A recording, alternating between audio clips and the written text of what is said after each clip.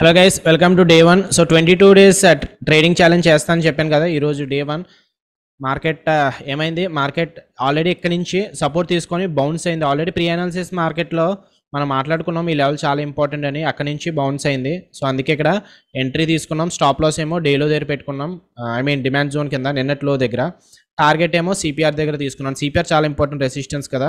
So ఇక్కడ నుంచి ఏదైనా జరగవచ్చు. ఇక్కడ నుంచి మార్కెట్ రివర్స్ అవ్వచ్చు, లేదంటే కన్సల్టేషన్ బ్రేక్అవుట్ అయితే మార్కెట్ పైకి వెళ్ళొచ్చు. సో అందుకని చెప్పి టార్గెట్ తీసుకున్నాం ఈరోజు.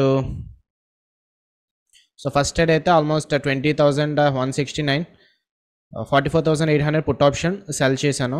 సో సెల్లింగ్ ఎందుకు చేశానంటే ఈరోజు ఎక్స్పైరీ కాబట్టి. అట్ ది సేమ్ టైం మీరు బయింగ్ చేయకూడదు, బయింగ్లో ప్రాఫిట్స్ రావని కదా. ఒకవేళ మీరు బయింగ్ తీసుకుని ఉంటే నా ప్రీమియం క్లయింట్స్కి బయింగ్ లెవెల్ ఇచ్చాను. మోర్ దాన్ 200 పాయింట్స్ వచ్చాయి ప్రాఫిట్, 250 పాయింట్స్ అలా వచ్చాయి. సో ఆల్రెడీ టెలిగ్రామ్ గ్రూప్లో పెడతాను ఈరోజు లెవెల్స్ ఏమి ఇచ్చాను అన్నది. సో బయింగ్లో కూడా ప్రాఫిట్స్ వస్తాయి, కానీ డైరెక్షన్ కరెక్ట్ ఉండాలి అంతే.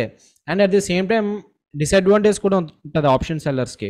ఫర్ సపోజ్ నేను ఎంట్రీ ఎక్కడ తీసుకున్నాను, 100 తీసుకుందాం అనుకున్నాను, కానీ మార్కెట్ ఆర్డర్లో ప్లేస్ చేయడం వల్ల ఒక 5 పాయింట్స్ ఎక్స్ట్రా వచ్చింది. సో 105 అయ్యింది. 105 తర్వాత మళ్ళీ ఏం చేశాను, యాడ్ చేశాను మళ్ళీ నా పొజిషన్, విన్నింగ్ పొజిషన్కి యాడ్ చేశాను.